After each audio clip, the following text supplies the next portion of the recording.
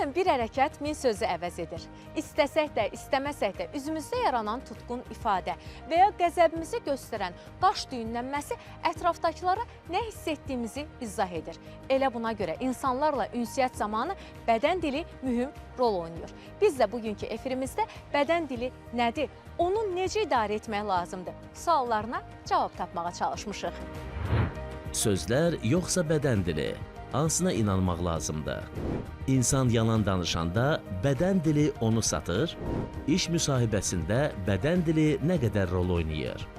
Cütlüklərin bədən dili münasibətlərin qaydasında olub-olmadığını göstərə bilər? Sağlam bədən dili anadan gəlmə olur, yoxsa bu vərdişə sonradan yələnmək olar?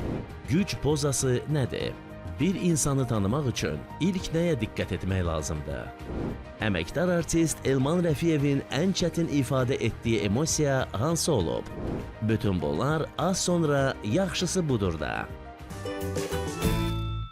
Kiminsə əlini arxaya çəkməsindən ya da utandığından, belə geriyə çəkilməsindən, əl işarələrindən bir çox hissləri bilə bilirəm, yəni. Məsəl üçün, jestlərdir, mimikalardır, məsəl üçün, nəyisə təsdiqləyəndə başın aşağı-yuxarı, nəyisə məsəl üçün inkar edirsə sağa-sola yelləyir. Gözlərini qaçıtdığını görəndə bilirəm ki, yəni diqqətlə məni dinləmir. Dostlarımla danışanda özüm istifadə edirəm. Məsələn, arada olur ki, məsələn demək lazım olur ki, bəs bu adamla yox da, yəni alınmaz falan belə. Ən çox onlar olur. Belə onda göz-qaş eləmək olur, məsələn, ya da gözünü bərəltmək. Bunlar biraz mənfi mənada çıxır, amma yəni əsas odur istifadə olunur. Bizim nitqimiz çox şeyləri ifadə etsə də, bəzi məsələlər var ki, onu sözlə çatdırmaq olmur. Hələ uşaq yaşlarından biz öyrəşmişik ki, valideynlərimiz bizə bəzi sözləri demirlər. Gözü ilə işarə, göz ağartmaq o deməkdir ki, yəni yerində dinc oturur.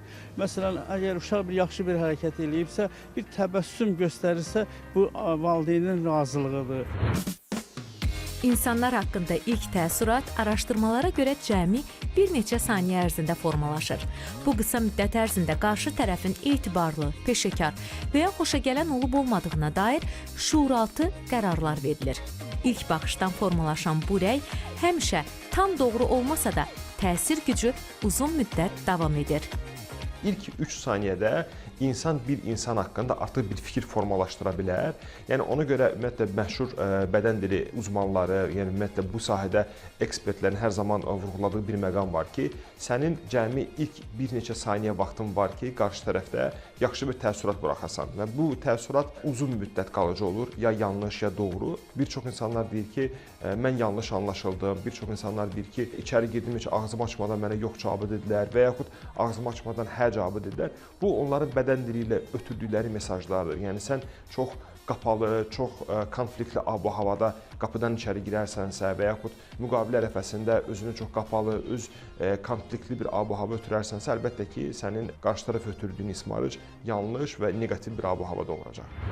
İnsanlara ötürülən məlumatın 55%-i bədən dili iləndir, 38%-i səsin tonu iləndir, yalnız 7%-i sözlərləndir. Deməli, bizlər bir şəxs haqqında məlumatın çox hissəsini onun bədənindən əldə edirik. Bir çox problemləri, məsələn, psixoloqlar sözlərdən çox onun reaksiyalarına diqqət edirlər. Siyasətçilər bədən dilindən öz sahəsində istifadə edirlər. Diplomatik danışıqlarda əks tərəfi anlamaq üçün mütləq bədən dilinə müraciət edirsən. Adi insanlar belə gündəlik həyatında bədən dilindən istifadə edir. Məsələn, ailə mühitində valideyn uşağı ilə ünsiyyətdə daha çox sözdən çox onun bədən dilinə baxır. Məktəbdə nə problem olub? Uşaq deyir, hər şey yaxşıdır. Ancaq baxıb görürsən ki, qaşqabaqlıdır, deməli nəsə burada bir gizlətdiyi bir məqam var. İnsanlar nə demək istədiklərini şuurlu şəkildə seçirlər. Ona görə də sözlər sosial qaydalara uyğun olaraq yumşaldıla bilər. Elədirsə, gəlin görək, sözə yoxsa bədən dilinə inanmaq lazımdır. Ən birinci insanlar əlbəttə ki, insanın bir qarış silueti görünəndə artıq qarşı tərəf insan haqqında bir fikir formalaşır. Ondan sonra isə sözlər girir. Məşhur bir qayda var. 7% sözlər, 38% səs tonu və 55% bədən dilidir. Hətta mən bu faktı vaxtilə oxuyanda mən özümdə biraz təəccüblənmişdim ki, yəni nə dərəcədə bu söz bu qədərmi, o qədər vacib deyilmi? Amma həqiqətən də iş gərəyi artıq saysız təlimlərin nəticəsində görürəm ki, ən birinci insanı mövqeləndirən sənin bədən dilindir. Ondan sonra söz, ondan sonra sənin danışdığın məzmun ortaya girməyə başlayır. Göz təmasının azalması, səs tonunun dəyişməsi, daha çox düşünmək, bunlar hər biri deyilənə görə insan yalan danışanda olur. Həqiqətənmi insan yalan danışanda bədən dili onu satır? Bədən dili hansısa əcnəbi dili öyrənmək kimi deyil. Məsələn, əgər əli bu cürdürsə, bu insanın aqressiyasına işarədir. Əgər əli bu cürdürsə, bu onun dünyaya açıq olmağını və humanistliyinin işarəsidir. Əcnəbi dil kimi deyil, bu sözün mənası budur. İnsan o qədər mükəmməl bir dizayna sahibdir ki, sağa baxdı, burnunu qaşıdı, ayağına əlini vurdu, 3 dəfə qulağına əl vurdu və bərabərdə yalan danışdığı kimi bir miflər var. Əlbəttə ki, bu miflər heç bir həqiqəti əks etdirmir. İnsan yalan danışanda heç bir yalan ifadəsini işlətdikdə hansısa bir bədən dilindən bunu ötürə bilməz. Yalnız gərginlik elementləri ola bilər. Ən çox verilən sual məhz budur. Siz bir çox hərəkətlər külliyyatı, gərginliyi, konflikti və yaxud negativ bir ab-havanı ötürərsə, biz orada o zaman deyə bilərik ki, burada artıq yalan elementləri var. Amma tamamilə net bir formada deyə bilmərik ki, adam qulağını qaşıdısa yalan danışdı və əlini üzünə vurdusa yalan danışdı. Belə bir miflər var, amma bu miflər heç biri həqiqətə uyğun deyil. Səmimi insanların çox vaxt mimikaları daha rahat və axıcı, gülüşü isə gözlərindən olur. Elə isə kiminsə bizə qarşı səmimi olub-olmadığını bədən dilindən anlamaq olur. Korpusun sizə tərəf çönüb və yaxud çönməməsi bu çox vacib elementdir. Torso effekti deyirlər ona. Əgər korpusu ilə sizinlə danışdığı təqdirdə tamamilə sizin əks istiqamətindədirsə və bu istiqamət davamlı olaraq edirsə, yəni biri var bir neçə saniyəlik çöndü və qayıtdı, bir də var ki, görürsünüz ki, sizinlə danışır, amma korpusu tamamilə sağa və sola yönəlikdir və bu proses davam edir, sizinlə göz kontaktı qurmur, sizinlə demək olar ki, ya yanında balış varsa və yaxud balış yoxsa tamamilə öz qarnını büküb sizinlə danışır. Yəni buradan elementlər çıxartmaq olar. Təkrar edəcəm, bu elementlər tamamilə həqiqət deyil, amma həqiqətə çox yaxın bir məlumatlardır. Gestalt terapiyada iki anlayış var, fiqur və fon deyirlər. Fiqurda həmişə bir dənə obyekt olur. Ancaq o demək deyil ki, sən fonu görmürsən. Mənə görə fiqurda olan insanın təmas tapdığı ilk obyekt onun gözü olmalıdır. Sən baxmalısan insanın gözünə. Çünki göz insanın bütün hisslərini özündə əks elətdirir. Gözün bəbəkləri, gözün forması, bütün bunlar, yəni hətta orada bütün hisslər belə əks olunur. Sən gözə baxırsan, ancaq gözdən əldə elədiyin məlumat fonda olan əzalarla dəstəklənir. Sən kipriklərin hərəkəti, dodağının mimikası, çiyinlərini necə qoydu, əlinin hərəkəti, ayağının hərəkəti, bunları sən görmürsən. Bunlar yəni kölgədə qalıb, fondadır. Ancaq bunlar da sənə məlumat ötürür. Büzüşmək, həddindən artıq gərgin oturmaq narahatlıq siqnalı verir. Düz və rahat oturmaq özünə inamı ifadə edir. İş müsahibələrində çox vaxt bu yazılmayan qaydaları bilmək vacibdir. Peşəkar insan ola bilər ki, intervyuya gəlsin, amma özünü doğru təqdim edə bilmədiyi təqdirdə, əllərini masanın altına qoyacaqsa, çiyinlərini içəriyə doğru bükəcəksə, bu özgüvənsizlik göstəricisidir və burada sizin kənar tərəfi qınamağınız ki, valla mən çox savadlıyam, çox bilikliyəm, çox təcrübəliyəm, amma məni görmədilər, məni qəbul etmədilər, məni hiss etmədilər. Bu artıq ittihamdır, amma bu ittiham insan özünə qayıtması lazımdır. Demək ki, sən özünü doğru təqdim etməmisən. Düşünün ki, mən sizlə danışıram və davamlı olaraq əllərim masanın altındadır. Yəni siz mənim əllərimi görmürsünüz və burada artıq sizdən mənə qarşı bir şey var ki, təhlükəsizlik notu var ki, yəni bu adam məndən nəsə gizlədir. Və bu davamlı olursa, əlbəttə ki, bir HR burada artıq bir həyəcan təbiri çala bilər ki, burada nəsə bir neqativ bir hal var.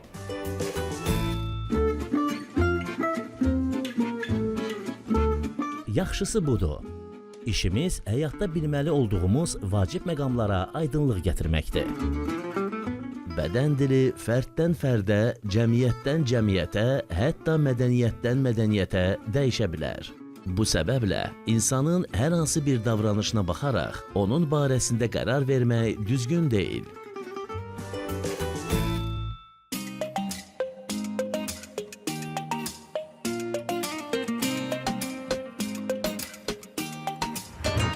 Yaxşısı budurum, bu dəfəki məşhur qonaq rubrikasında sevilən teatr və kino aktyorumuz, əməkdar artist Elman Rəfiyevdir qonağım. Necəsiz Elman bəy? Əla. Belə gözəl havada, belə gözəl məkanda necə əla olmayasan? Belə rəngarəng geyimli 2 nəfər oturmuşuq. Niyə də əla olmayaq? Və bu yerin mənim üçün bir gözəlliyi var ki, mənim ilk universitet həyatım buradan başlayıb. Bax, bu bağdan başlayıb. Yəni, bax, arxada gördüyüm yerdə İncəsənət Universiteti. İncəsənət Universiteti orada bitirmişəm. Yəni, o hazırlıq prosesi, o imtahanların həyəcanı, bax, onlar hamısı bax, bu məkanda baş verib. Ona görə bura mənim üçün o qədər doğmadır ki, ömrümün 4 ili bax, bu parkda keçib. Nə xoş bizə ki, sizi gəncliyinizə qaytarmışıq. Bəli, demək istəyirsiniz ki, mən qocayam da. Yox, təbii ki, siz daima gəncsiniz, daima xarizmatiksiniz. Elman bəy, mövzumuz bədən dilidir. Bu mövzu haqqında da düşündük ki, sizdən yaxşı bizim müsahibimiz ola bilməzdi. Bədən dili deyəndə ilk olaraq teatr, kino aktyorları yada düşür. Çünki onlar daha çox jestlərlə, mimikalarla işləyirlər. Elman Rəfiyev üçün ən çətin istifadə etdiyi jest və mimika olubmu? Əslində, bədən dili deyəndə biz tək fikirləşməyək ki, bu teatr və kino aktyoruna şamil eləyək. Xeyr, bədən dili deyəndə bunu ataya, anaya, övlada, müəllimə və bütün insanlara şamil etmək olar ki, hər bir insanın öz bədən dili var. Müəllimin öz bir bədən dili var, şagirdin öz bədən dili var, atanın öz bir bədən dili var, ananın öz bir bədən dili var, o incə bir məxluq kimi. Amma aktyorlarda isə bu bədən dili ilə onlar kamera qarşısında istifadə edirlər. Yəni ki, boşluq olanda bu kamera qarşısında sən o bədənin danışır. Bəli. Susursan, amma sənin üz mimikan, əlin, duruşun o danışır. Və mənim üçün, mən deməzdim ki, çətin bir şey olsun, mənim elə bir məqam olsun ki, mən o bədən dilinin öhdəsindən gəlməyim. İncəsənət Universitetini bitirəndə mən bu universitetə kino aktyor olmaq üçün gəlmişdim. Arzulaydım ki, kinoya çəkirim. Əfsuslar olsun ki, 92-ci ildə mən universiteti bitirdim, qırmızı diplomla və Azərbaycanda kino da bitdi. Təəssüf ki, qarşılıq dönəmi oldu. Qarşılıq dönəmi oldu və mən 15 il kinoya çəkilməyi gözlədim. Düz 15 il gözlədim, mən nə vaxtsa kinoya çəkəcəklər. İlk dəfə kamera qarşısına keçəndə mən bədənimin idarə olunmaması orada hiss elədim. Yəni mən artıq neçə ildir teatrda çalışırdım, artıq bu pantomim teatrında çalışırdım, işləyirdim, bədənimi tanıyırdım. Amma kamera qarşısında bədəni idarə eləmək nə çətin imiş. Mən bu iki əlimə yer tapırdım ki, hara qoyum mən buna? Bax, inanırsınız. Bədən dilində sırf əlləri idarə etmək çox çətin bir prosesdir. Bax, bilmirdim bu əldən necə istifadə və rejissor gördü məni Şamil Necəfzadə, dedi Elman, hiss edirəm ki, əllərimə yer tapırsan, gəl sənə bir köməkçi bir şey verim. 2 dənə pul verim sənə, daim əlində o pulu oynat. Doğrusunda mən tapa bilmirdim ki, bu əlimi necə idarə edeyim. Onun üçün də mənim çətin bir məqamım olub. Amma bu günləri insanların qarşısına çıxanda artıq sənin duruşun, auditoriya girişin hiss olunur ki, bu adam özünə hakimdir, özünə güvənir, yoxsa sadəcə gəlib nələrisə deyəcək, qorxaraq deyəcək. Bu vacib şərtdir. Onun üçün də Elman Rəfiyev üçün bədən dili bu dəqiqə 2/2-dir. Elman Rəfiyev üçün səhnədə, teatrda istər olsun, istər filmdə olsun, ən rahat, ən yaxşı ifadə etdiyi jestlər, mimikalar hansılardır? Aktyor üçün oynadığı rol və elədiyi hərəkətlər hamısı onun üçün övladıdır, doğmadır. Mən deyərdim ki, mənim üçün bu jest əladır, ya bu jest əladır. Mən elə bir ki, öz bədənimə, bu əlim bu əlimdə küsəcək. Deyəcək, məni niyə tərif eləmədin? Mən deyirəm ki, məsələn, mənim bir duruşum var. Belə şeylər istifadə eləmək xoşlayıram. Yəni, qulaq asan müddətdə. Özüm tutmuşam onu, amma bu demək deyil ki, mən bunu hər yerə istifadə eləməliyəm. Yəni, sevdiyim bədən dili və hansısa bir hərəkəti mən bugün deyə bilmərəm ki, bunu çox sevirəm, onu çox sevirəm. Hə, məni tanıyan insanlar deyir ki, Elman çox əl-qolundan danışır. Yəni, dırnaq arası əl-qolundan danışır. Yəni, danışanda jestlərdən, mimikalardan çox istifadə edirəm. Çünki insan danışanda, bu jestlə danışanda o vəhdət təşkil edir. Yox, mən durum belə monoton dayanır. Bilirsiniz, bədən dili çox qəribə. Mən bu cür bədən dildən nətər danışa bilərəm? Bədən də danışır, insan hərəkət eləməlidir. Və o hərəkətin hesabına hiss olunur ki, bu insan bədəninə hakim ya hakim deyil. Elə ibtidai icma dövründə də insanlar bir-birlərinə nə deyirlər, danışırdılar? Bədən dili ilə danışırdılar. Çünki danışıq yox idi. Onlar sadəcə bədən, jest, mimikalarını bir-birlərinə başa salırdılar ki, hara gedirlər, haradan gələcəklər və ova gedib nə edəcəklər, ovu necə gətirəcəklər. Söz var idi, yox idi. Amma söz yaranda aləm dəydi bir-birinə.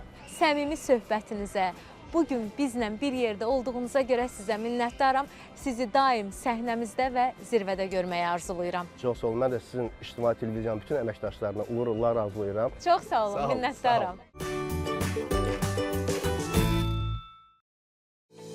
Bədən dilinə görə bir-birinə baxanda yaranan yumuşaq mimika, qarşı tərəf danışanda diqqətlə dinləmək, jestlərin təkrarlanması, eyni anda oxşar duruşlar cütlüklər arasında sağlam münasibətin olmasına işarədir. İstənilən kafeyə getdikdə, restorana getdikdə artıq iş gərəyi olmasa da gözümün bir küncü ilə insanlara baxıb bir avtoqiymətləndirici olur. Siz baxa bilərsiniz ki, onların bir-birindən uzaqlaşması və yaxud onların bir-birinə tərs istiqamətə korpuslarının yönlənməsi. Amma çox vacib bir element var da, bu davamlı olarsa, yəni tutaq ki, siz bir cütlüyün bir saniyə içərisində çönməsi, bu onların münasibətlərində hansısa bir neqativ halın olması demək deyil. Və yaxud siz cütlüklərin bir-birindən kənar olmasını görə bilərsiniz, amma ayaqqabıların uclarının bir-birinə toxunmasını görə bilərsiniz. Bu element isə onların uzaq deyil, yaxın olduqlarını göstərə bilən bir kiçik bir eyham ola bilər. Bədən dili həm doğuşdan gələn, həm də sonradan öyrənilən bir şeydir. Yəni ikisinin qarışığıdır. İnsanlar bəzən bədən dili reaksiyalarını anadan gəlmə göstərir. Məsələn, qorxanda geri çəkilmək, utananda göz təmasından qaçmaq, sevinəndə gülümsəmək. Bədən dili doğuşdan gələ də bilər, amma bu öyrənilən bir elmdir. Bəli, tarixdə və hazırda da bəlli bir simalar var ki, onların doğuşdan bir mükəmməl bir bədən dili var, amma əlbəttə ki, bu individlərdir. Çoxluq bunu öyrənir və hazırda da insanların böyük kütləsinin buna müraciət etməsinin səbəbi məhz budur ki, ekspertlər artıq sözlərin, sənin tutduğun məqamın ikinci dərəcəli olmasını anlayırlar və birinci sənin bədən dilinin vacib element olduğunu anladıqlarına görə bunu öyrənirlər. Burada CEO-lar, general managerlar, departament müdirləri, biznes sahibləri artıq buna müraciət edirlər və bu bir tərəfdən məni sevindirir ki, insanlar artıq bunun fərqinə varmağa başlayıblar. Bizim bəzi bədən dilləri, hansı ki, mimika, jestlər, bunlar bizə doğuşdan gəlir, bir hissəsi. Məsələn, bəzi insanlar çox temperamentli insandır. Bunlar əl-qol hərəkətləri ilə danışırlar. Rahat görürsən ki, bir yerdə durmur. Bunun tipi bu cürdür. Artıq sən bunu izah eləmək istəyirsənsə, təfsir etmək istəyirsənsə, bunun temperamentini nəzərə almalısan. Ona görə konkret bədən dilində bir qaydalar yoxdur. Məsələn, çox əl-qolla danışırsa, bu onun əsəbi olmağını göstərir. Ola bilsin ki, bu insanın tipi bu cürdür. Bu dünyaya bu cür gəlib. Və yaxud da bir insan yüksək səslə danışır. Sən bunu aqressiya kimi, kobudluq kimi götürə bilməzsən. Bu insanın anadan gəlmə, yəni səsinin tembri bu cürdür. Deməli, bizim bir qism bədən dillərimiz doğuşdan bizə verilir, hansı ki, o bizim ali sinir sistemi, temperamentimizlə əlaqəlidir. Bir hissəsi isə sonradan yaranır. Necə ki, xarakter sonradan formalaşır. Bədən dilində insanın özünü daha güclü, inamlı hiss etməsi üçün istifadə etdiyi açıq və dominant duruşa güc pozası deyilir. Həmin pozadan istifadə edənlərə super qəhrəman kimi baxırlar. Bəs bu poza daima yaxşı işləyir? Çox vacib məqam qamətin dik saxlanmasıdır.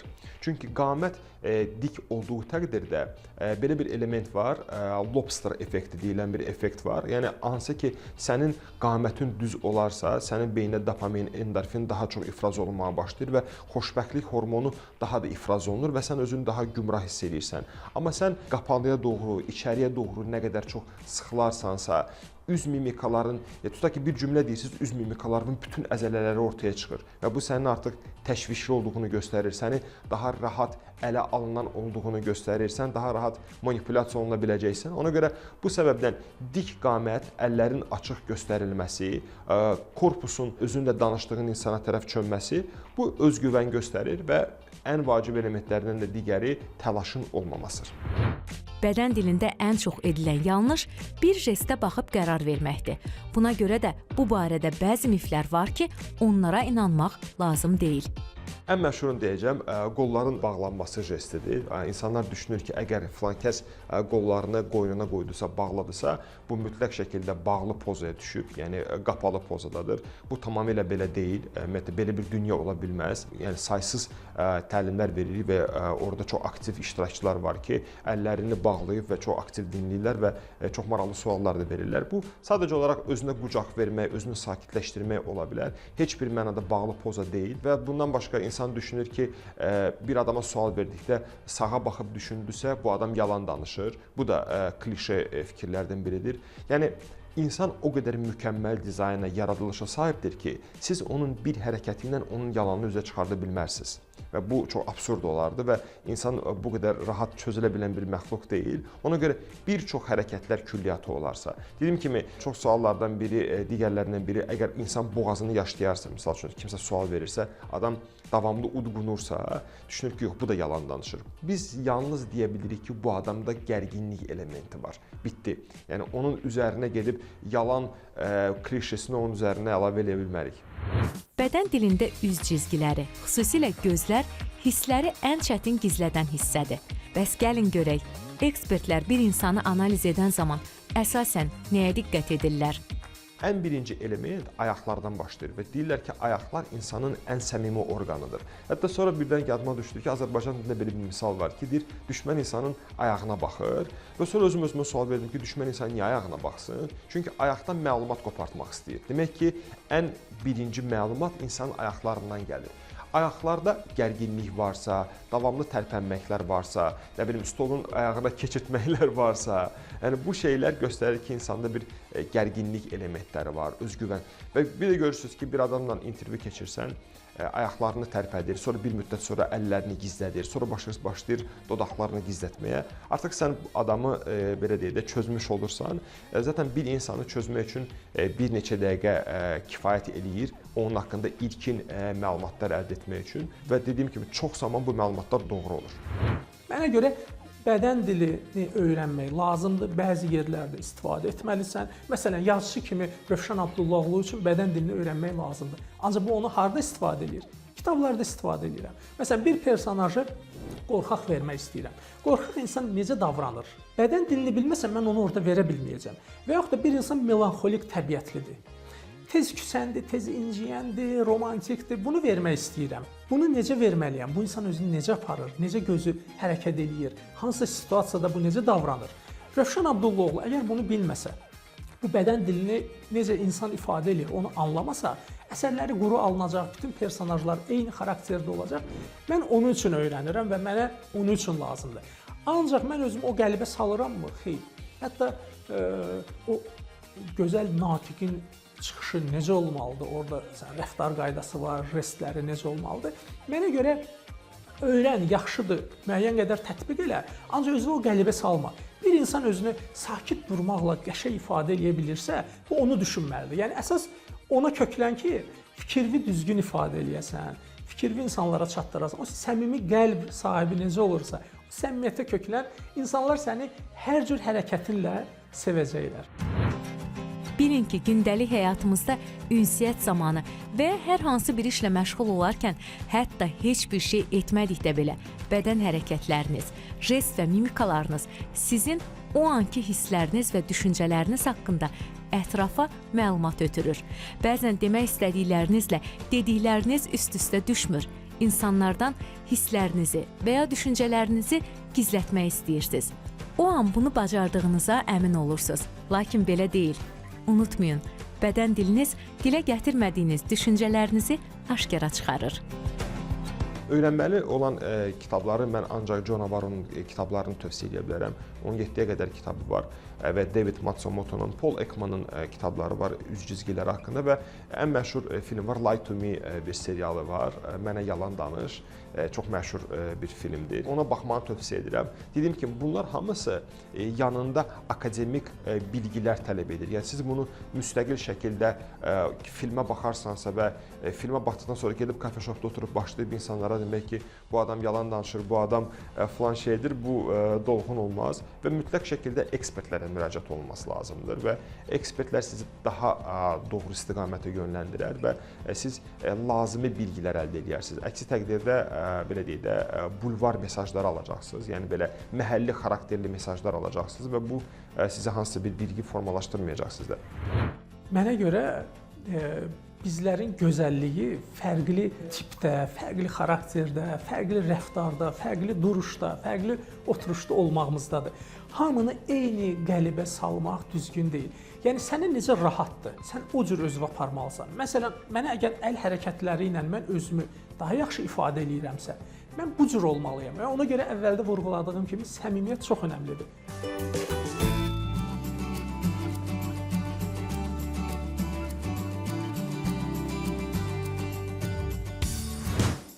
Artıq öyrəndik ki, bədən dili vasitəsilə insanlarla münasibətimizi daha da asanlaşdıra bilərik. Əsas odur ki, jest və mimikalarımızdan doğru və yerində istifadə edək. Gələn həftə Yaxşısı Budurun yeni araşdırmasında görüşənədək. Hələlik!